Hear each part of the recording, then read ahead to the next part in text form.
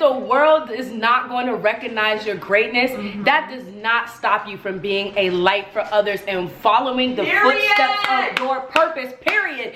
People are not going to give you your flowers. People are not going to appreciate what you do. And that's okay.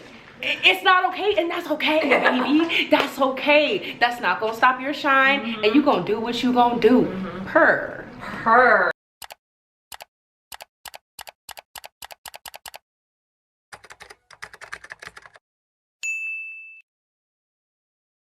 Hello everyone, welcome to our channel. We are the 20-somethings. We're gonna go ahead and introduce ourselves. My name is Taylor.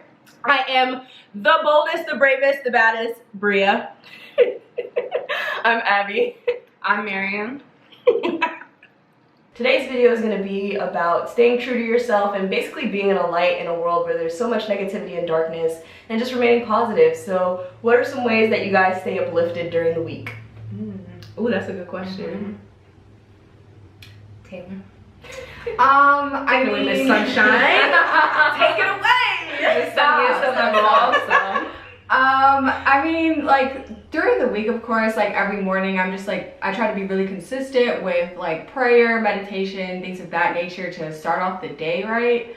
But throughout the week, I think it just helps to connect with y'all and, you know, throw a funny video, a funny tweet or something in the chat and laugh together, or, throw a picture in and get some hype, you know, because everybody, yeah, I just like definitely try to lean on my people, my group, to help me stay uplifted, and also just finding laughter and fun in the little things in life. I love to laugh, and these folks do too, so it just really helps that. We love to keep Hey. I'm done.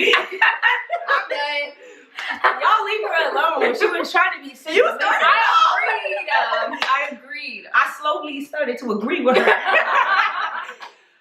But I fully agree with you. I think it is about finding joy in the little things in life, especially with what's been going on, like with the pandemic and with the current state of how things are going on in America. It's like, it's really hard to, like, can't lie that it's not hard to find things that make you happy or things that bring you joy. But I think a lot of it is trying to remember your why in a lot of this and kind of always going back to that. Because if that's what's going to lead you out of your own darkness, out of the world's darkness, I feel like even you remembering that might inspire somebody else to do it. So it's the little things, just remembering why you're doing something and just trying to lean into that. A word. Wholeheartedly agree. And to add on to it, to piggyback off that. Okay. What I do to find light in my life is just things that I'm grateful for. I always try to focus on that. Yes. And then also, like, doing good for others and knowing that, like, what that brings out in me, like, how it uplifts me. We love a selfless queen. We love her. So that also, if I know that I can be, like, kind to someone else or helpful to someone else, then that also, like, brings me joy and gives me purpose. So I try to just, like, focus on what I can do for others, and then also, like, what I'm grateful for in my life. Piggyback back. Uno reverse on that. I think a lot of finding the light has to do, sometimes less to do with yourself and more to do with other people. Yeah. And yeah. I like what you was saying there. It kind of struck a chord with me.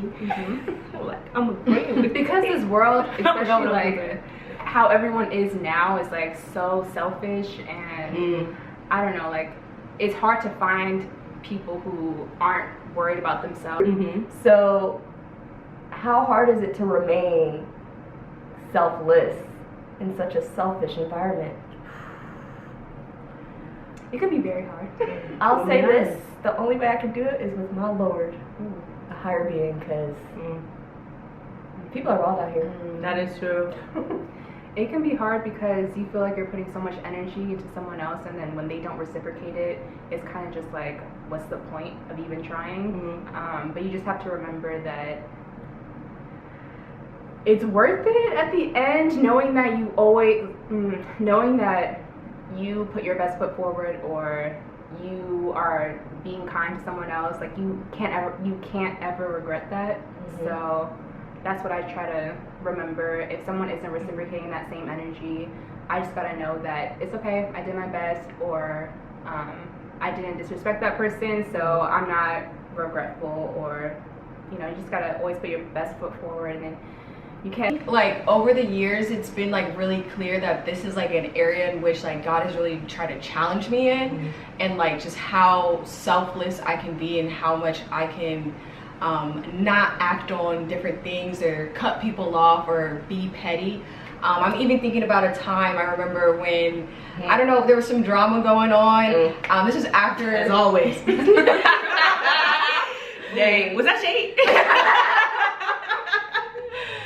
No, this was after Mary and Bria had graduated. So I remember I decided to be like super petty about something, and Bria called me up and she was like, I'm really disappointed in you, and Accountability.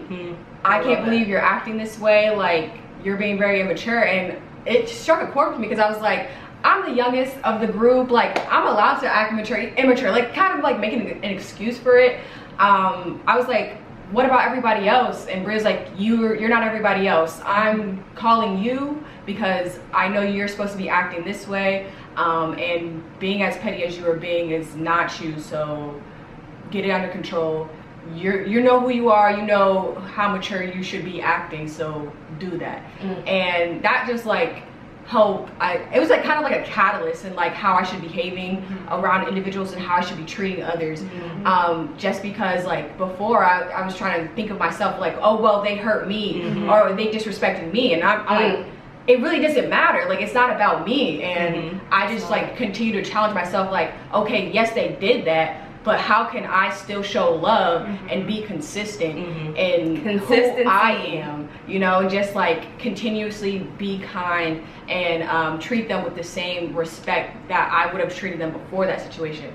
So I think like even this year has like really opened my eyes to that with like different situations. Like the Lord has tested me, and I stayed consistent, and I was like able to see the fruits of that consistency instead of like having burned all these bridges and just caused more drama and things of that nature. So it works out in the end, I promise. Yes, because I think a lot of the time when people are selfish, I think it comes from even like periods of like suffering, like self-suffering. Ready to say and projection.